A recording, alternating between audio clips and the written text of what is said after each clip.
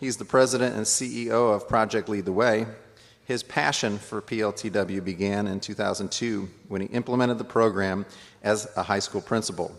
His commitment to PLTW continued as he supported implementation of Gateway to Technology, Pathway to Engineering, and Biomedical Sciences programs. Prior to joining PLTW, Dr. Bertram was superintendent of the Evansville-Vanderburgh School Corporation and led Indiana's third largest urban school district to unprecedented improvements in student achievement, community collaboration, and operational efficiency. Dr. Bertram earned a doctorate, specialist, master's, and bachelor's degrees from Ball State University, a master's in education, policy, and management from Harvard University, and an executive certificate in strategy and innovation from the MIT Sloan School of Management, and as an alumnus of the Chicago Management Institute at the University of Chicago Booth School of Business. Dr. Bertram also has been I've been a big fan of his as a young emerging Indiana leader as well. So I'm privileged here to introduce him now and to learn with you. So Dr. Bertram, welcome.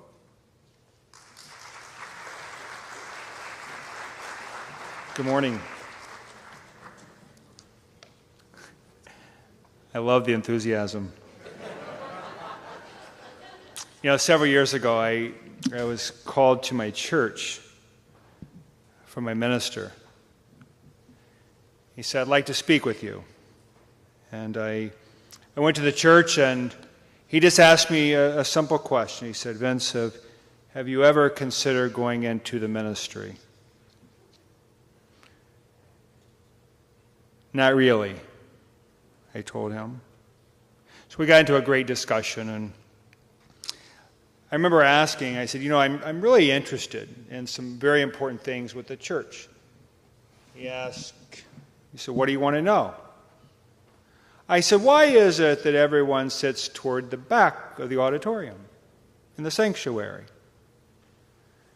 And he said, "Well, the sound is better back there, and people move up closer to eye level where I can connect with them. That's why they do it." I'm like, "Really? That sounds great." And as Eric mentioned, it's all about data, right? It's about getting to the facts and asking a lot of questions and really understanding why certain things happen, why people behave in a certain way. So at church on Sunday, I was just curious. I stopped some people and I said, "Hey, just out of curiosity, why do you sit in the back?" And they looked at me and said, "Because if the preacher's really bad, no one will detect me when I get out. So I understand why you're in the back." Right? It has nothing to do with being at eye level. But I salute you.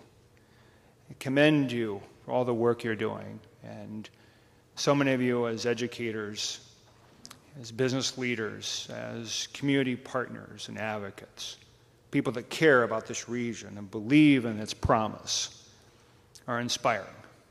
And that's really kind of the key of our work. And I remember just how important education was in my early life. And not necessarily in the conventional way. Both of my parents dropped out of school when they were in high school. Education was really never important in my family. And I remember like it was yesterday when my father walked out on us and how my life changed. And I remember growing up poor, moving from place to place, not knowing and understanding at the time that we were trying to avoid eviction. And I just remember people that came in my life and the people that I had a chance to learn from, the people who inspired me. And I remember in 5th grade, I was on our school's basketball team. And it's customary in Indiana to play basketball, even if you're not very talented. And I remember all my teammates had these new shoes. They were Adidas Top 10s. Some of you remember them. Some of you are looking like I don't remember those at all. But they were really cool. They were before the Jordans and the Nike and so forth. And I wanted this pair of shoes, and I kept telling my mother how important it was for me to be able to have these shoes, to be part of this team. And she said, Vince, I'm really working hard. And my mom would work 3 jobs and just trying to make ends meet. I walked home one day, and she greeted me with a surprise. She said, Vince, I have a surprise for you. I opened this box, and it was a brand new pair of the ugliest shoes I'd ever seen. These old canvas shoes, these were not the Adidas top 10, but I didn't have the heart to tell her.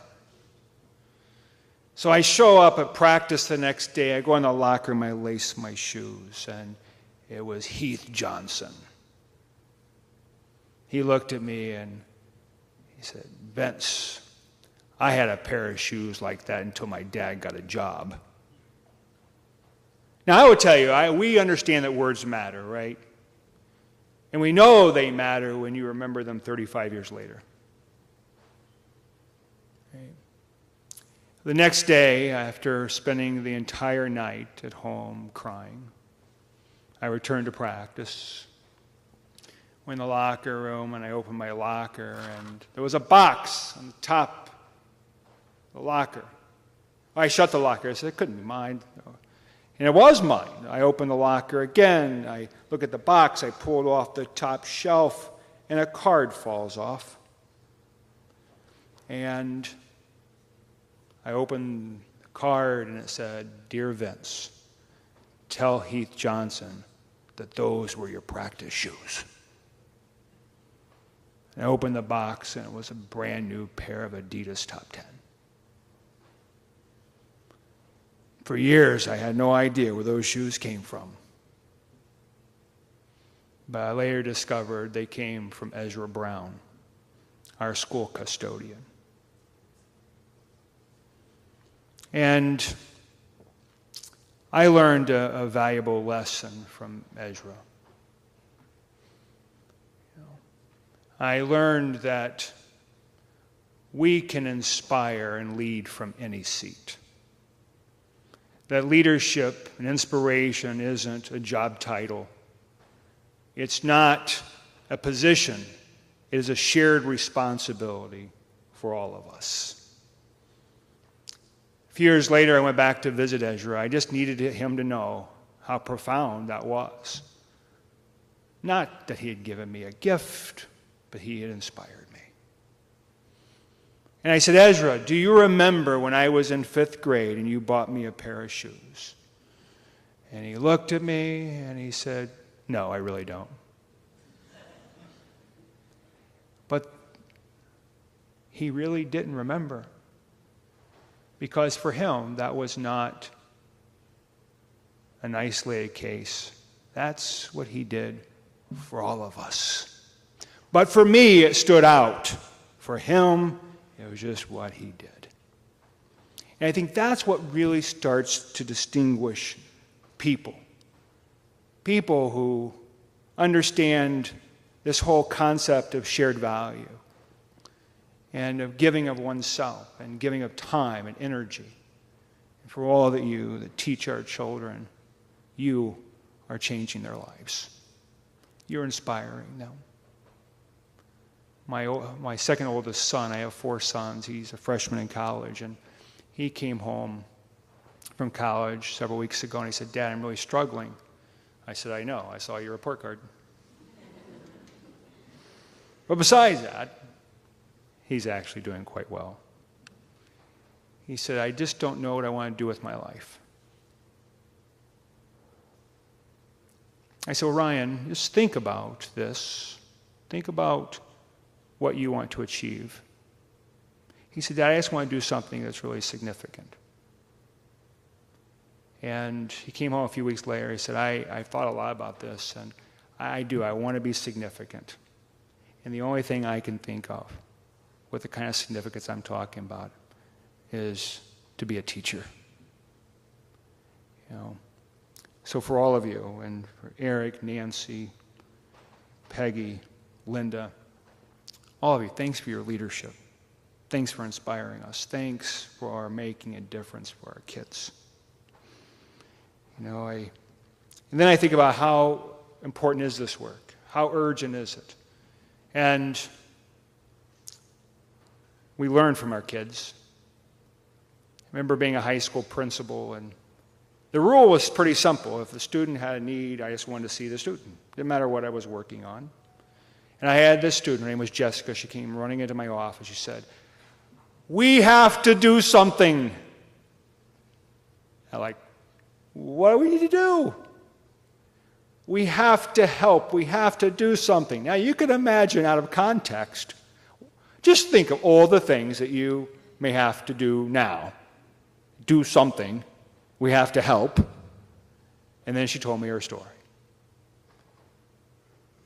She said, I was just in class, and we listened to a man who was at Pearl Harbor the day it was bombed. And I asked him if he'd ever been back, and he told me no, that he had never been able to afford it. He said, we have to send him back. I said, Jessica, here's the phone book. Here's my phone and my desk. Go to work. Could you imagine offering her a phone book today? Okay. Yeah. But she did. Within 24 hours, Jessica had raised over $25,000. I had CNN. I had CEOs of airlines calling me saying, we will give the airfare. Then people said, we can't just send him back. We got to send her too. I'm like, there's no way we can do that. And they said, well, let's send the family. Send them all. The CEO of Best Buy called and said, we're going to send video cameras. We want to capture all of this. Then you can have them. The school can have them. 2 weeks later, Jessica and her family and her hero, our hero, and his family were on their way to Pearl Harbor. And it was as an early and a young principal I realized that that's urgency. And if a 16-year-old girl can figure it out, I ought to be able to figure it out. Our kids they can't wait for us. Every generation that passes without us doing meaningful work with them, preparing them for this global economy is another generation lost. And we just cannot stand by and allow that to happen. And that's what's so inspiring and exciting about the work you're doing here, is you're not going to allow that to happen. So the fact you're here today signals several important issues. One is that you understand that workforce development, economic growth, and quality of life are essential. But I would also suggest it signals that you are people who can make the change. And they can make a difference, can make things better for this community, for this region. And I think we have to think about our work differently. We have to move from what I would consider transactional to transformational leadership. And for me, that requires us to think and go beyond institutional competition to think regionally or more broadly. For instance, in education, we've had this introduction of competition. We've had it for years, but nothing like we've had introduced over the last year with expansion of other school choices. We can get into the political debates about each worthiness, but the reality is our children and families have choices. And so what does that mean for a community? Does that mean that we now have other competitors or other partners? People that work together to advance a region as opposed to an institution? Is it about the redistribution of talent? If I have talented students here and they simply move over to another educational institution, have we fundamentally changed the prospects of our community? I would argue we have not. Their question is, how do we work together to attract families from outside this region, attract industry, businesses, see businesses expand because they have the talent pool to choose from. And I travel all over our country, and I would suggest to you, the people that work together, the people that figure out are the ones that win. And it's pretty simple. Those that decide to fight internally, those that decide that it's winner or loser, everyone loses, and our kids lose. I want to give you a couple of examples, and just the way I think about our work. And I'm going to bring this from a superintendent perspective. I remember the superintendent in Evansville, nearly 25,000 students, 3,300 teachers, professional staff.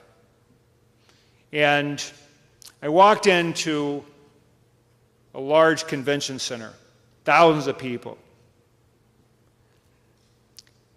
And it was the Catholic school fundraising luncheon. And they started to go through their presentation. To the left, the Catholic school performance. To the right, the comparison group, our public schools. There was applause. So I just started thinking, we have 25,000 of these kids sitting in our public schools. There are 7,000 sitting over here. So the net is winners, losers. We lose as a community. We have to figure this out. And I went to our Catholic schools and I just said to them, listen, I've looked at a number of things. One is something that just doesn't make sense to me. We are charging you rent to use our football facilities on Friday night for you to play your football games. And they immediately said, yeah, but we can't pay any more. I said, how about paying nothing? So what do you mean? I said, these facilities belong to all of us. I have responsibility for the facilities, but our entire community pays for them, regardless of where the children go. The families are supporting this work. So there's no more rent. And our snow plows drive by all of your schools on the way to other schools. How about if we just stop in and plow those parking lots too? How much are you going to charge us? There's no charge.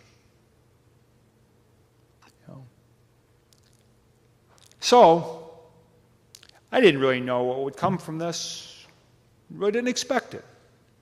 I just knew we were spending a lot of money on resources that we didn't have to spend money on. What if those dollars could be freed up to do more for kids in our community? So I went the next year, and we were in the same luncheon, record numbers. And I was waiting for the presentation of the EVSC versus the Catholic schools. Slide comes up, Catholic school performance. Comparison group, the state and the nation.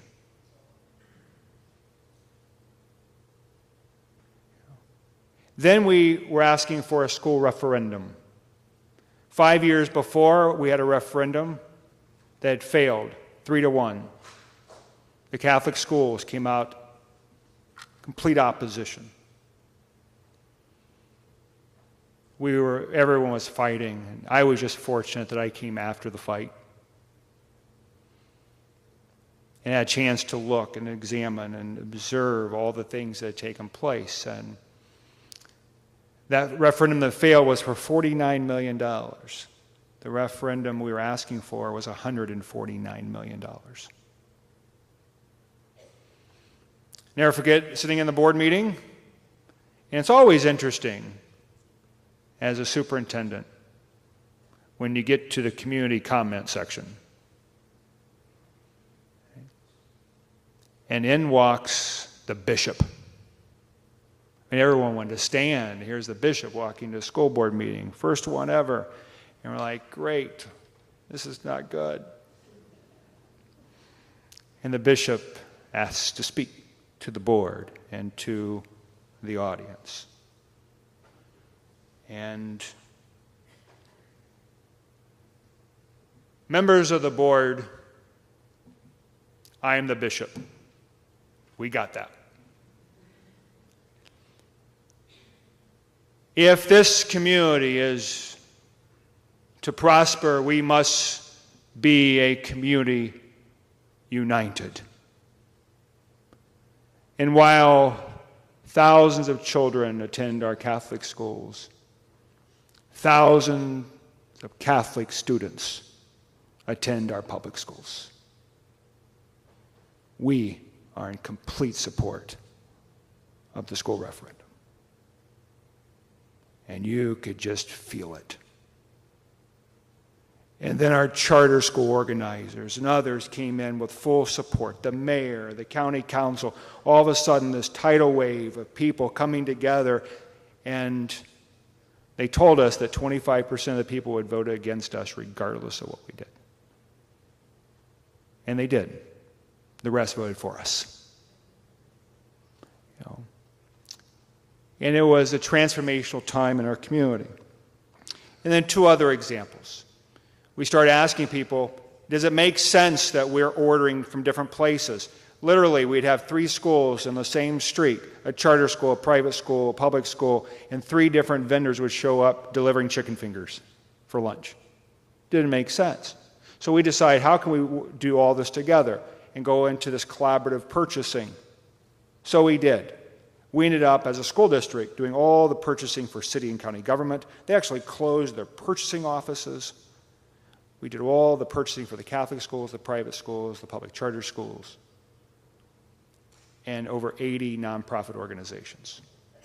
We were ordering fire trucks. The only thing they would not allow us to order were the live animals for the zoo. Okay. In the first year, we saved $88,000 in toilet paper. Over time, we saved millions of dollars that we could take off the racks in a warehouse, which we ended up closing, and it became our central office, to dollars that could be invested in our children. The opportunities are there for us to collaborate. I would just suggest to you, without collaboration, we will never reach our full potential. So, as we think about reaching our potential and your mission of elevating college attainment levels, I would suggest that while that's a critical goal, it's also critical in which areas our students attain their education. That it's not just getting a credential, it's about getting skills, developing skills that matter. And it doesn't matter. We were in a conversation with Fred Smith, the chairman, CEO of FedEx. And we were on this conference call, and we told him, said, your speech to the National Association of Business Economists was outstanding. And he said, how can I help? And we said, well, you did a great job of framing the problem. Now we need you to start framing the solution. So he did. In Fortune magazine, just a few weeks later, he came out and said, now, I'm not advocating for this, by the way, because I have a broader perspective on this, but his point was this: the federal government should stop subsidizing any college degree that is not STEM-related. Interesting. He did exactly what we asked him to do, start framing a solution. He took a bold action and a bold step. But what it did is it started a discussion, because I would argue that everything is STEM-related. But it's how do we then prepare our students for this technological, and what are the credentials that matter? More specifically, as we talk about STEM education, right? And we read all about it. I testified in front of Congress a few weeks ago, and the question came up. They said, we have hundreds of organizations that call themselves STEM. How are you guys going to make sense out of all this chaos? Wherever there's money, oftentimes we get people driving their efforts there. I was on a panel discussion with Michael Porter, and some of you know Michael Porter, know his work. And for years, he advocated what he called corporate corporate social responsibility. And the idea was that companies were to give back to their communities. And many have and do in significant ways. They write checks. Now Michael Porter talks about this corporate shared value. And the opportunity for not only in just a philanthropic effort, but what are the things that we can do as an organization to invest in our communities to actually give our community a return? It gives something back. So let me talk just for a moment and give you some statistics and things to think about. I'm going to go back over 10 years ago, 2005. Right. Starting with 2001, we had 4 million ninth graders. In 2005, 2.8 million of those students graduated from high school, about 70%. Of those, 1.9 million went on to 2 or 4 year colleges. We estimate that only 1.3 million of those were college or career ready. They couldn't do college level work. Fewer than 300,000 majored in STEM fields, and 167,000, 6%, graduated in a STEM discipline in 2011. Today, we have over 20 million people unemployed or underemployed, yet we have 3.7 million unfilled jobs across America because employers can't find people with the skills to fill them. By 2018, we're expecting 2.4 million STEM jobs. About half will be from sector growth, the other half through attrition, retirements. So we anticipate over 1 million jobs that will be unfilled. In Indiana, we're going to need well over 100,000 new STEM workers. So this is really about jobs. It's about preparing our students so they can get great jobs and great careers. And sometimes we don't like to talk about that. But think about it from our own children's perspective. And I'm going to pose a couple questions, and you have to answer these yourself. But I'm going to give you a couple scenarios. Right? And I'm thinking about my own children, with my sons. I want to say to you, your child can major in anything they want, but here's where the jobs are at, and here's a likelihood of getting one of these jobs. You can invest the same amount of money in your education in different areas, and here are the job prospects. There are no jobs. And if you get one, it doesn't pay very well. What do you want for your child? For me, it's an easy answer. I could say, just go where your heart's at. See, here's what I believe today, and I've changed in this. I don't think that's the answer for our kids.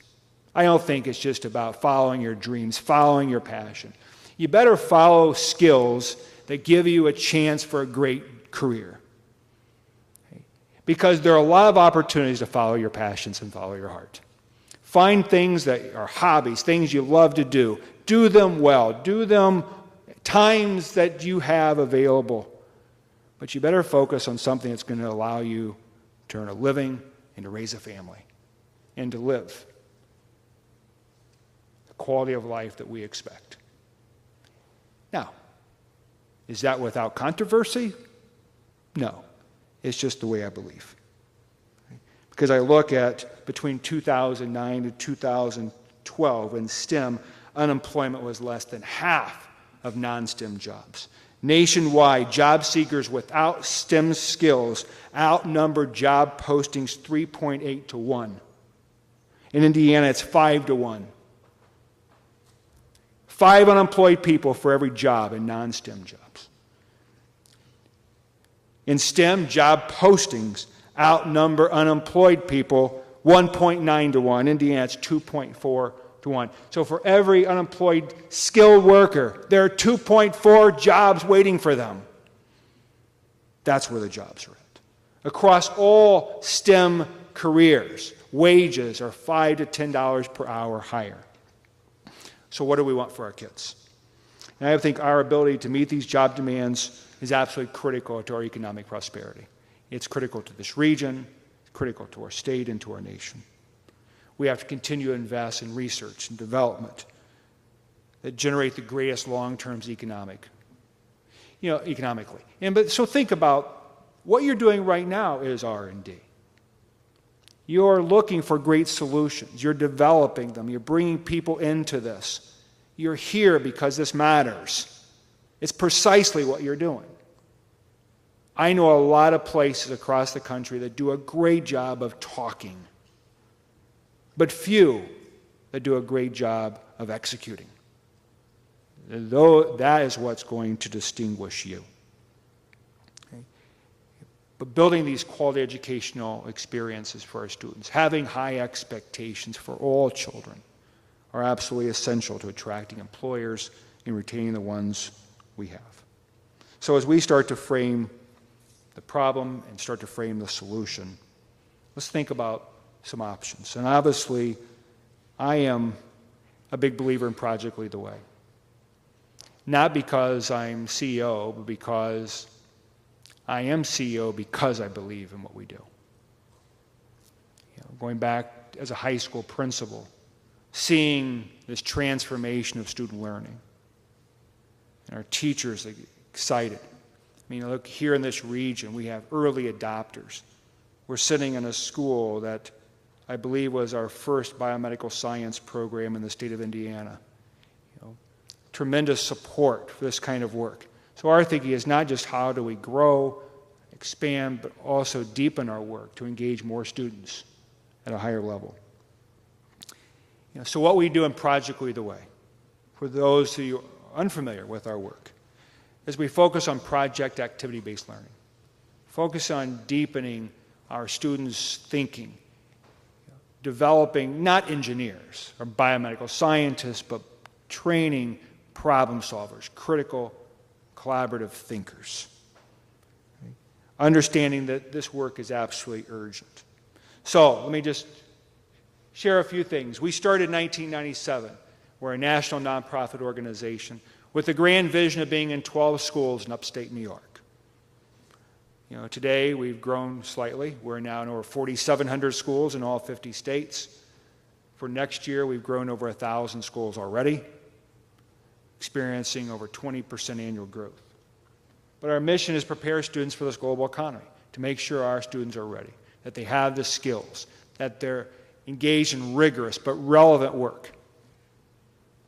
The problem is you can't see the slide very well.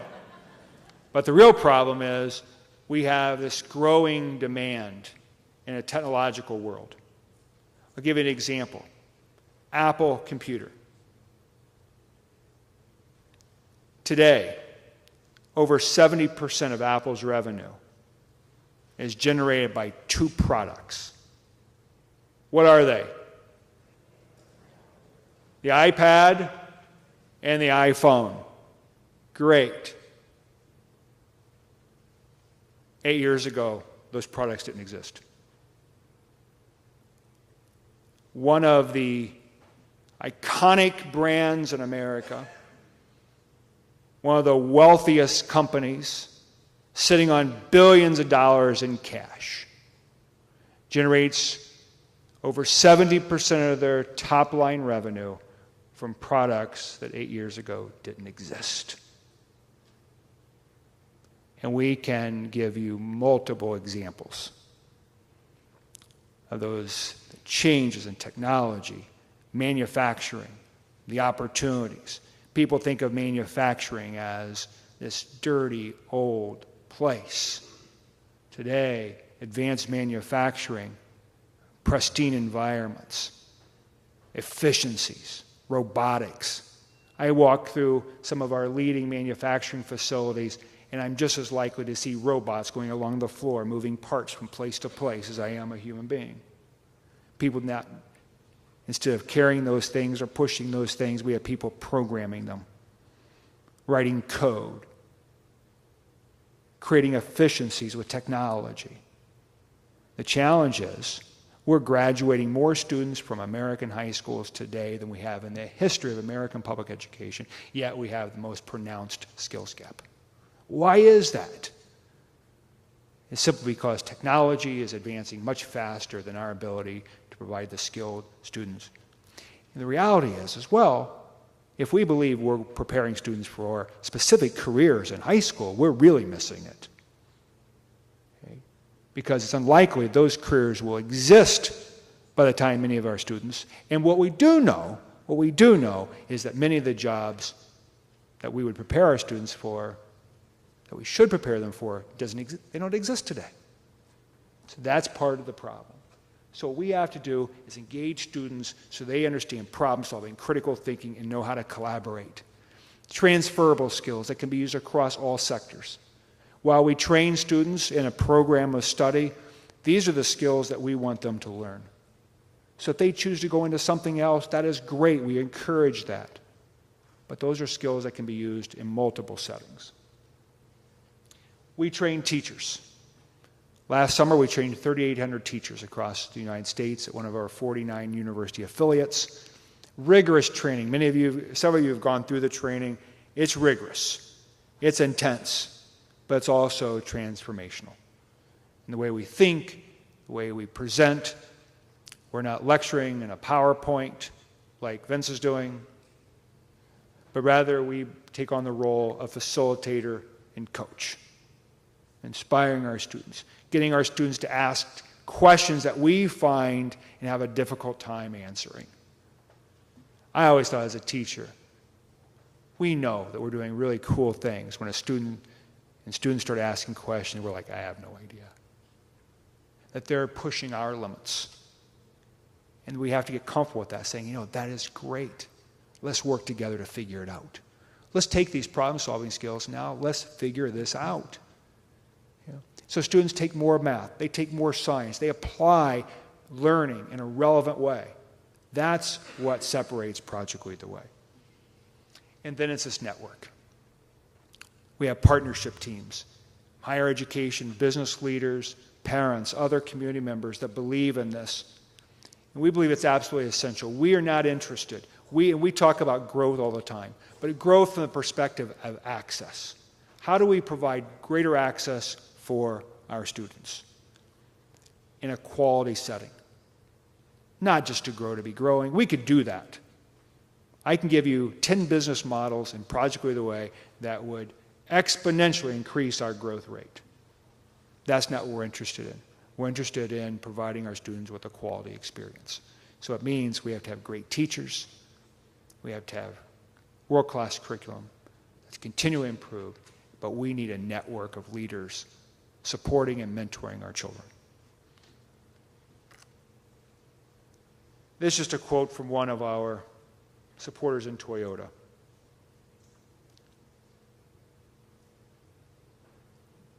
And we're starting to see these type of things from many, many companies. We just saw a video.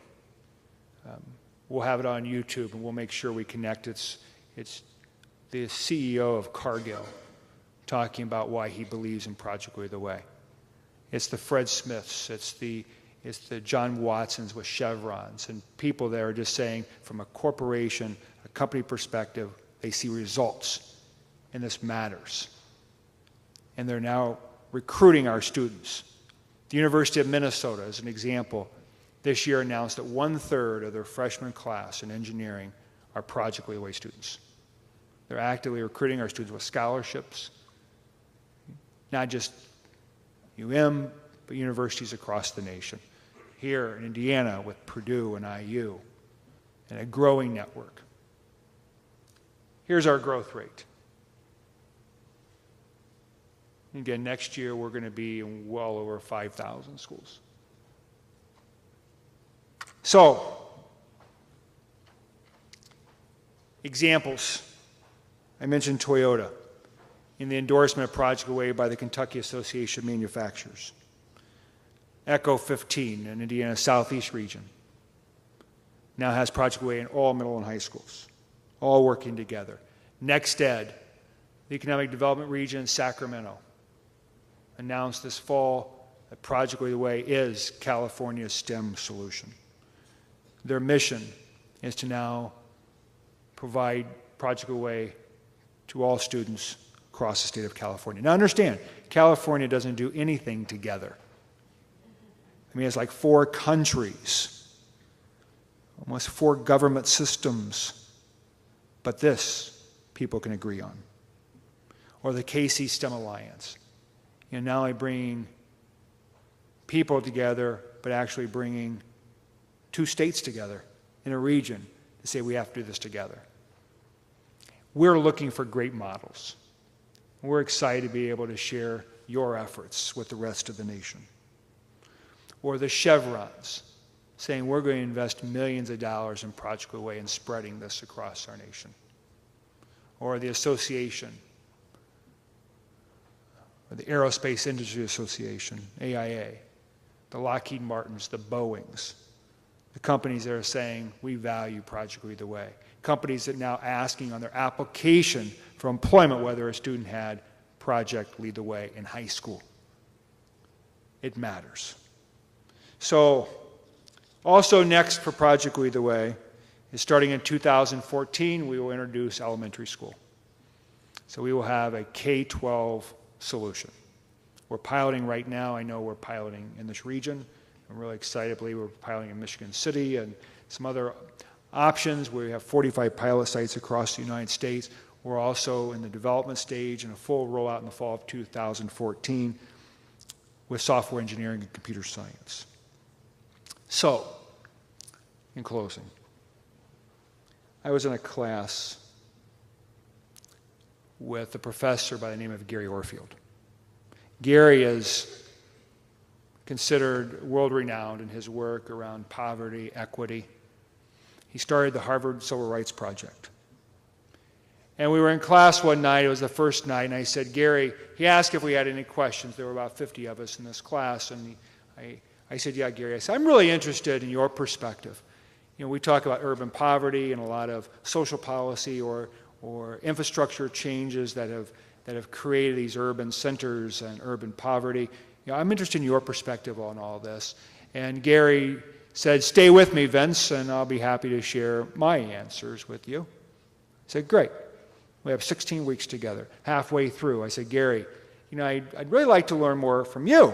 We've done all this reading, and I understand how the highway system diverted traffic away from center cities, and everyone started moving to the suburbs. I understand the housing policies of the 60s and 70s, but I want to know what you think. He said, Vince, just stay with me, and I'll give you what I believe to be the answer. Week 16, final week of class, I raised my hand again. I said, Gary, I need to know your perspective. He looked at me and he said, Vince, you may be the most impatient person I know. He said, but stay with me. At the end of class, I will give you what I believe to be the answer. We're at the end of class, and he said, I know for all you patient students, you've been asking my opinion on all of this. And tonight I want to share it with you. The answer to all of these problems that you have identified is you. You are the solution. There's no research study, no textbook, or no professor that can solve this. It's up to you. I thought, I have waited 16 weeks for you to tell me that it was up to me. But I would suggest that many of us are guilty of the same thing. We know the problems, we see them, they're staring us in the eyes, but we're waiting on someone else to give us the answer. But it's up to us. And I commend you again for all of your great work, your brilliant thinking, your collaboration, and most importantly, your will and courage to get this work done. Thank you for sharing this time with me. And we are, and I've told Nancy and Eric and Peggy, we and Linda, we are here as a partner. We want to partner with you in any way we can to help advance this work. If it means looking at our model and saying, is there flexibility? Are there other ways that we could do this? Around teacher training, other things to take this to scale and to scale it faster, I would tell you we are ready to work with you. So again, thanks so much, and I hope you have a wonderful conference. Have a good day.